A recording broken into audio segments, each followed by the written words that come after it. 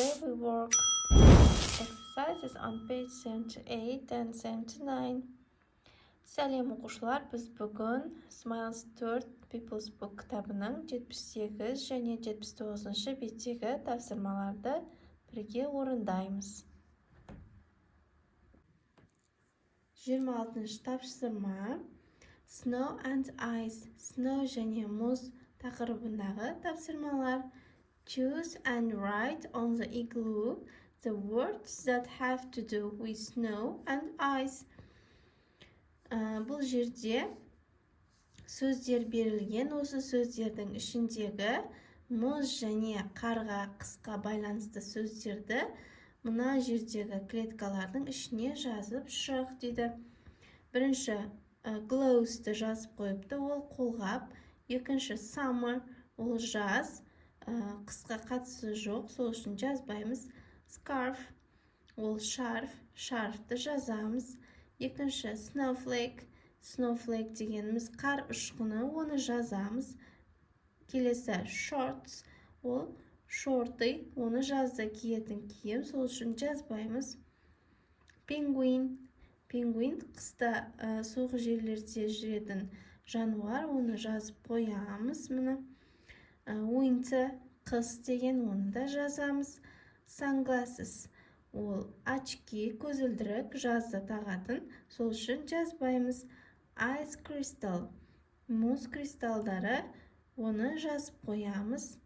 Beach, ол жағажай, ол жерге жазда барамыз, сол үшін оны жазбаймыз. Next, келесі 27-ші тапсырма listen and read дейді. Оқып, аударып шығамыз. Бірінші мәтін. Antarctica is the coldest and windiest place on earth. Антарктика жер бетіндегі ең суық және желді орын болып табылады дейді. It's bigger than the USA. Ол Америка құрама штаттарынан да үлкенірек дейді. Келесі. There is a lot of ice in Antarctica. Антарктикада өте көп мұздар бар дейді. There are rivers and lakes. Бұл жерде көлдер және өзендер бар дейді. There is even an active volcano, Mount Erebus.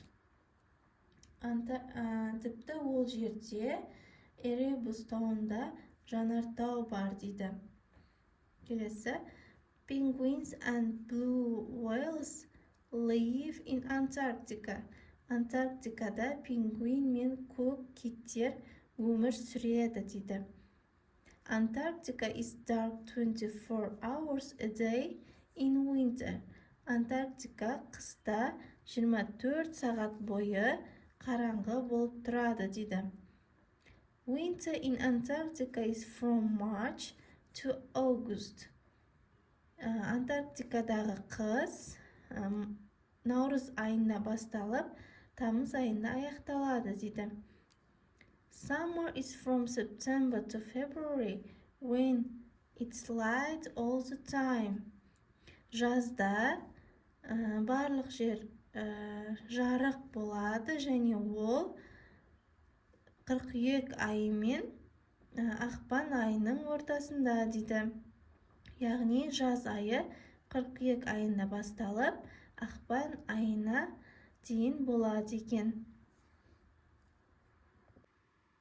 Келесі тапсырма 28-ші Read again and correct the sentence.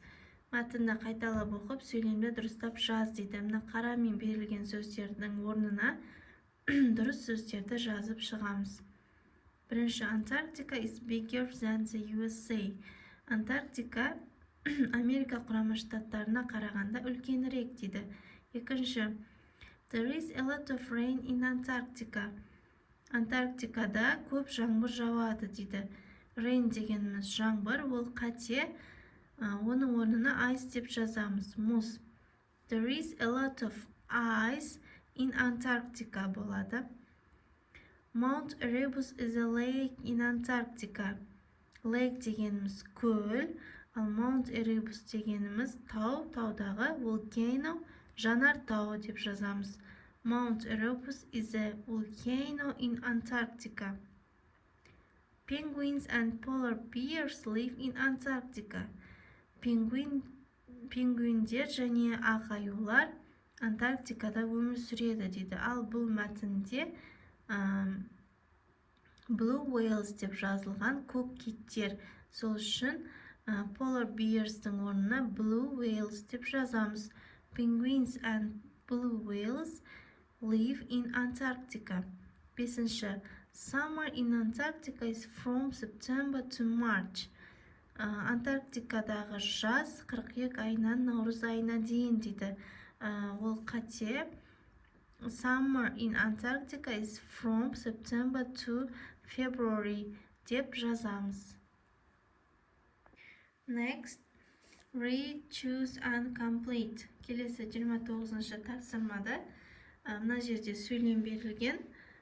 Көк рамканың ішіндегі сөздердің дұрысын сөйлемдерге қойып, жазып, аударып аламыз.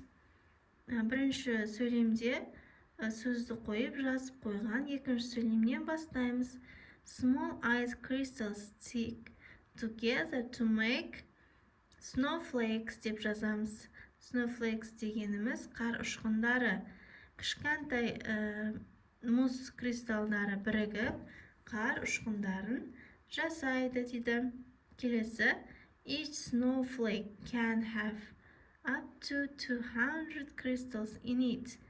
Әр қар ұшқынында 200-ден астам кристалдар бар дейді. Келесі, the amazing thing about snowflakes is that each one is different, but they have all got 6 points. Бұл қар ұшқындарының ерекшелігі әр қайсысы әр түрлі болады дейді.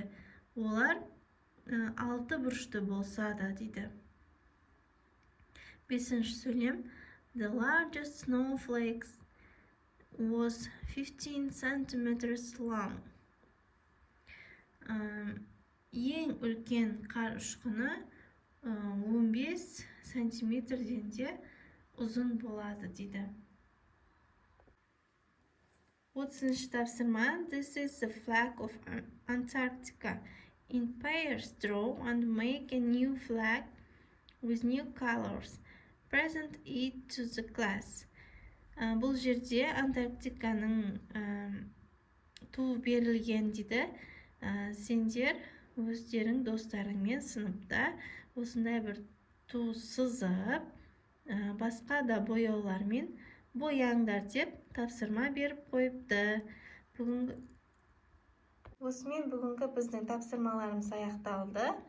Сабақ ұнаған болса, лайк басып, подписаться етуді ұмытпа. Bye.